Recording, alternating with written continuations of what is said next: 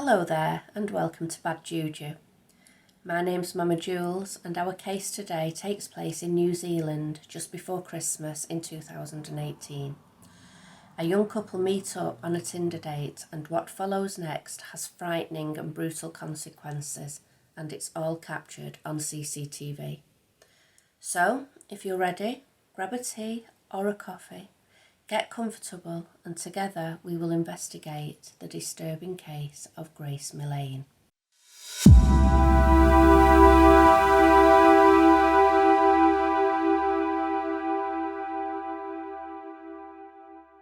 Are you sitting comfortably? Okay, then let's begin. Grace Emmy Rose Millane was born on the 2nd of December 1996 to proud parents Gillian and David Millane. She was the youngest of 3 siblings, having 2 older brothers, Declan and Michael. Her father owned a construction business and the family lived a comfortable life in Wickford, Essex in England. She loved music and playing hockey and was described as outgoing and creative, and she created some beautiful artwork including sketches of various animals in watercolour. After finishing high school and college, Grace went on to study at the University of Lincoln, getting a bachelor's degree in advertising and marketing in September 2018. Grace had decided to have a gap year and would spend some time travelling the world. No, she actually did it, not just dream about it like the rest of us do. She left home for the last time on the 26th of October 2018 to travel to Heathrow Airport to board a flight to Lima, Peru. It was her first time travelling alone, so she planned to join a group of travellers who were already there. She spent 6 weeks enjoying the sights of South America and then headed off to the upper North Island of Cape Reinga in New Zealand on the 19th of November. She then headed to Auckland on the South Island, arriving at the base backpackers hostel on the 30th November, where she was to share a room with 4 others. Despite living the dream and seeing all these new and exciting places, Grace never forgot to keep in touch with her many family and friends back in the UK, posting regular updates on social media and calling and texting her parents frequently. We know that at some point on Saturday, the 1st of December, the day before her birthday, Grace decided to log on to Tinder, the dating app which people use to meet new people and go on dates. It was here that Grace matched with a man by the name of Jesse Kempson. Although she doesn't seem keen at first, with a bit of persuasion she agrees to meet up with him later on that day, as we can see from these messages that are sent between the 2 of them.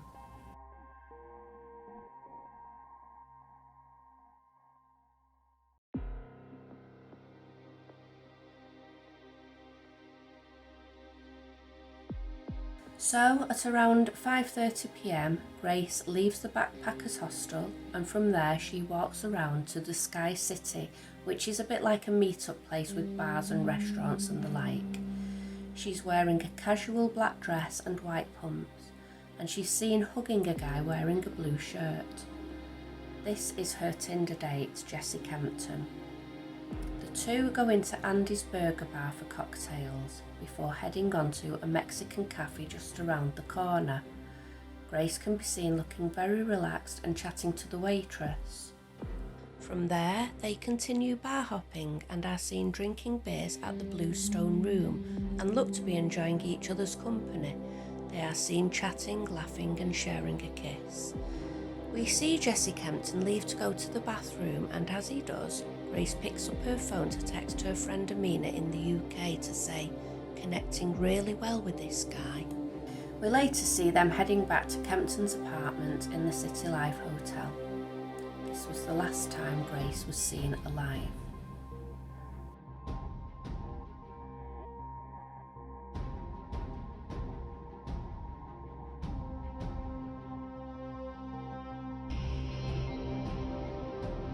The next morning, family and friends were trying to reach Grace to wish her happy birthday. Friends posted messages on her social media and her family tried to call her several times. She had 2 mobile phones, but both were going straight to voicemail. After a few hours, the silence was deafening. Grace loved posting on social media, and there was no way she wouldn't contact her family on her birthday. The night before, Grace had changed her profile picture, and the comment underneath read, "Beautiful, very radiant." The person who posted that comment was Grace's date, seen with her on CCTV from the night before, Jessie Kempton. So, who was Jessie Kempton? He was born in Wellington, New Zealand in 1992. At the age of 9, his parents split up and his mother moved abroad shortly afterwards. He spent much of his childhood being cared for by his grandparents. He moved to Australia for a short time and worked as a labourer, but it didn't work out, and in 2018 he moved back to New Zealand, settling in Auckland. He was very transient, moving from apartments to house shares to motel rooms. Jessie was described by all who knew him as a pathological liar and a fantasist. According to Jessie, he had been a gang member, an oil executive, a playboy, he had a degree in law, and he was the cousin of an All Blacks rugby player. A former landlord said he claimed to be a professional softball player who had just been signed up by the New Zealand national team, the Black Sox, so that he could rent an apartment. He said he was waiting on contract money, but after 8 weeks of waiting, the landlord contacted the Black Sox management and his lies were exposed. Another landlord had been told that he was a top manager working at Woolworths, but in reality his rent was being paid for by state benefits. Jessie also told friends that his parents were dead, he had been adopted by rich people, and that he had terminal cancer. In reality, he was just a sad sack of shit who had been fired from a succession of jobs, including a barman, a sales assistant, and a telephone salesman. By the 5th of December, Grace's family decided that enough time had passed without any word from her and decided to report her as a missing person to the authorities in New Zealand. Grace's dad flew out to Auckland on the 7th of December in an attempt to find his daughter. I'm David Millane, Grace's dad.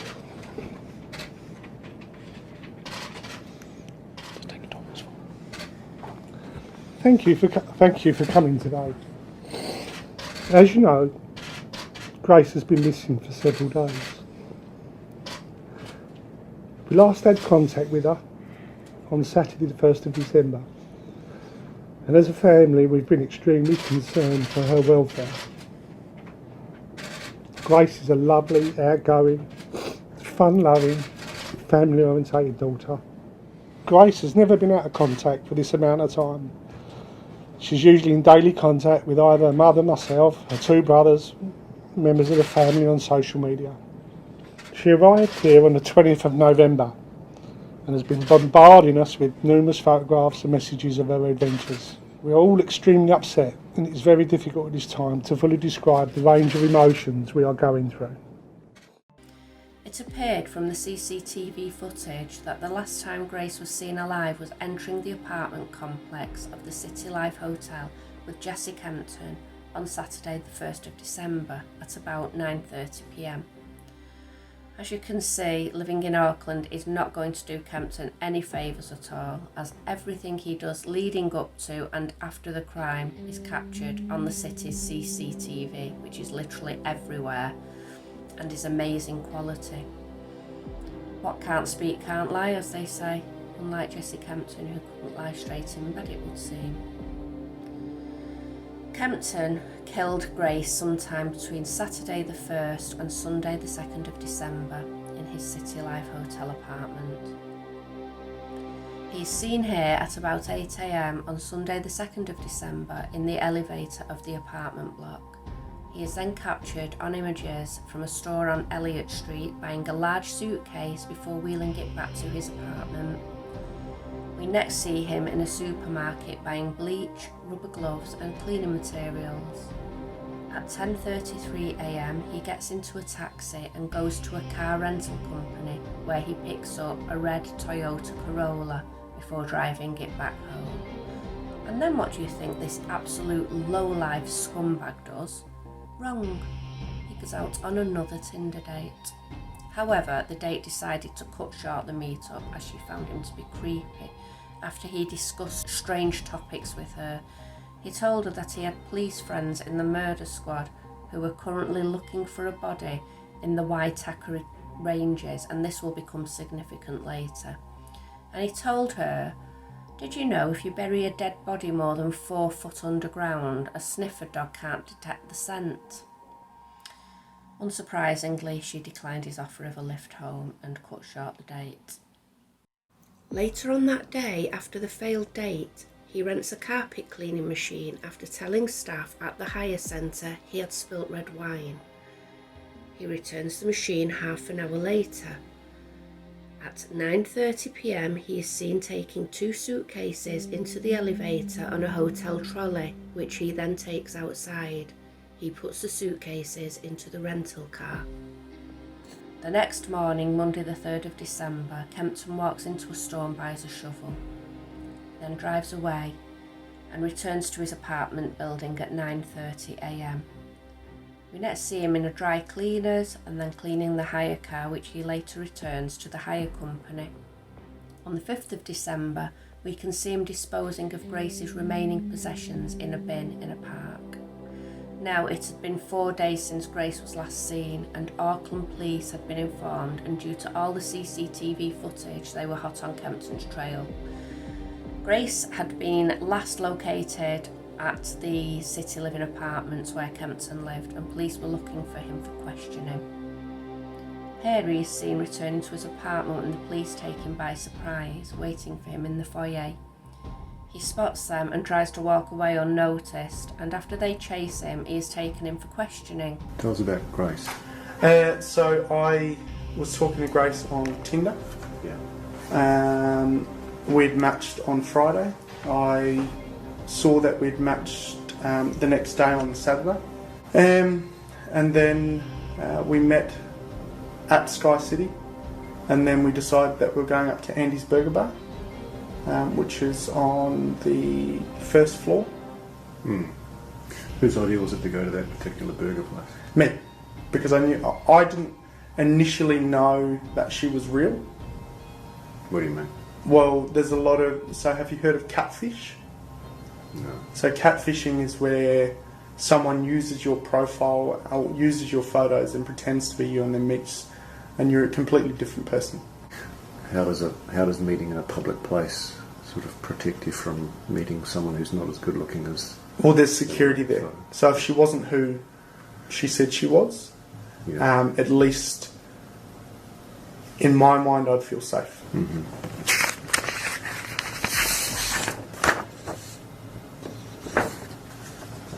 Yeah, that's us. Down there? Yep. So she's going that way, and I'm going across the street. I go down Queen Street. No, I go down Victoria Street, straight down to the bottom, and then hang a left, and I head towards the viaduct. You've kind of walked in a bit of a funny direction if you were planning to go to the viaduct. Is there a particular reason you were going to do that? I feel safer down that way. And we're very, very concerned for her safety, obviously. Yep. It's entirely possible that she's been the victim of foul play. Okay. You understand what that means? Yeah. What would your feelings be about providing us with a voluntary DNA sample in the event that we can compare that against something? Would you be happy Yeah, with 100%. I mean, I know I haven't done anything wrong, so I'm happy to do it. that? Okay. At this stage, we don't know what's happened to this girl. Okay. It's possible that somebody has killed her. Okay. You Okay. understand that? Yeah. She might, when I say foul play, I mean that someone might have murdered her. Don't know if she's been murdered or not yet. She may be alive and well. Okay. But she might also be dead. Okay. Okay? And it could be that you've done it.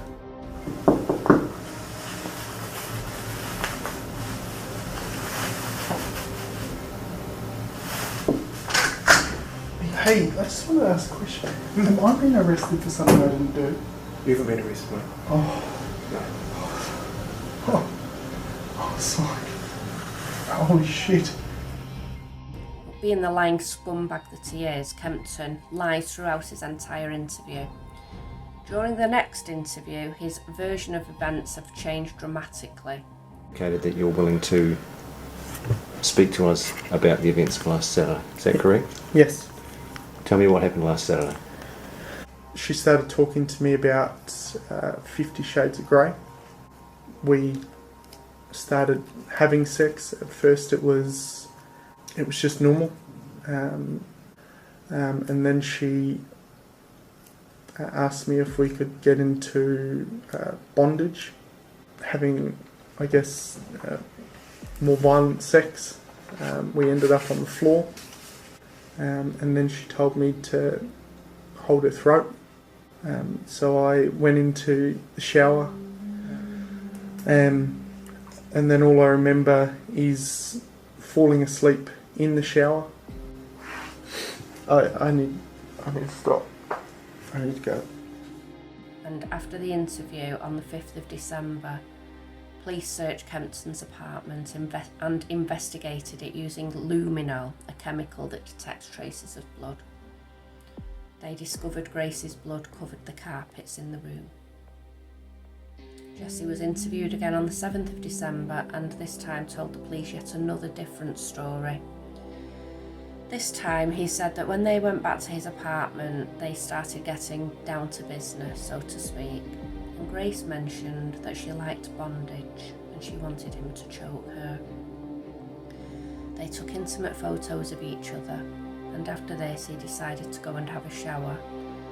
And well, you know, we've all been there. He fell asleep, stood up under the running water, and then when he woke up the next morning, he found Grace lying on the floor. He apparently panicked. Weird that, because looking at CCTV of him just sauntering down the corridor, totally unpanicked, he doesn't look at all worried on this CCTV. This is taken before he folds Grace's body into a suitcase and buried her in the bush. Police found a totally different account to what he was saying as they searched his phone history. At 1:30 a.m. on Sunday the 2nd of December, at which time we can assume Grace was dead, he searched Waitakere Ranges, which is where she was found and the place he was discussing with his Tinder date later that day. He also searched Google for hottest fire and flesh-eating birds before logging onto a porn site. In the days that followed, he did numerous searches of her name to see what was being said in the news about her. Grace's body was found on the 8th of December, about 30 feet from the side of the road in a shallow grave. The area was identified late last night as a location of interest as a result of our investigative work. I can now advise that a short time ago we located a body which we believe to be Grace. The formal identification process will now take place. However, based on the evidence we have gathered over the past few days, we expect that this is Grace. The focus now is to piece together exactly what happened to a young girl who came to New Zealand on her OE. Obviously, this brings the search for Grace to an end. It is an unbearable time for the Millane family, and our hearts go out to them. Any father, any parent in this situation will struggle. Yeah, I feel for him. I have a daughter in her 20s. So, yeah, we're putting a lot of support around him. It's difficult because he's here with a brother from England and the rest of the family are back home. The grief across New Zealand was shared by millions. People held vigils in Grace's memory, and the Prime Minister publicly offered an apology. I cannot imagine the grief of her family and what they will be experiencing and feeling right now. And my thoughts and prayers are with her father, David, who is in the country, her mother, Gillian, who cannot be here, and her wider family, friends, and loved ones. And so, on behalf of New Zealand, I want to apologise to Grace's family. Your daughter should have been safe here, and she wasn't, and I'm sorry for that. I've advised the family through the police that if there is anything we can do to assist, we are here to help with that. Jessie Kempson was formally charged with the murder of Grace Millane and appeared in court on the 10th of December. An inquest into her death found that she had been killed by strangulation and it would have taken at least 5 minutes for her to die. She had bruises to her shoulders and upper body, indicating that she had put up a struggle and was held down. He had put her dead body into a suitcase after she had laid dead in an apartment all the next morning, during which time he had calmly gone out, bought a suitcase and cleaning supplies, and then gone on the Tinder date. He had then taken the suitcase containing her body to the rental car, drove to the Waitakere Ranges, buried her, and then tried to clean up the car. Jessie pled not guilty. The defence tried to use the story that Grace was into bondage and rough sex, and that Kempson had just got caught up in these games that had tragically gone too far and resulted in Grace losing her life. They said that he panicked and tried to hide the body. The trial for the murder of Grace Millane began in November 2019 and lasted for 3 weeks. After 5 hours of deliberation, the jury came back with their verdict: guilty. He was sentenced to life imprisonment with no parole for a minimum of 17 years. He appealed his sentence, but it was denied. It seemed that for at least some of the trial, Grace was being disrespected, with topics being brought into discussion such as her sexual preferences and such like, instead of putting into disrepute the man who murdered her. But at the same time, after reporting restrictions were lifted, 2 other women came forward who recognised Kempton to report crimes against him such as sexual assault, sexual battery, rape and threats to kill. Grace's father sadly died just 1 month before Kempton went back on trial again, charged with these further offences. Hopefully they throw away the key. Rot in jail, Jessie Kempton. So, once again, thanks for watching, and hopefully we can meet again soon to investigate more true crime. In the meantime, look after one another and stay safe. Love to you all.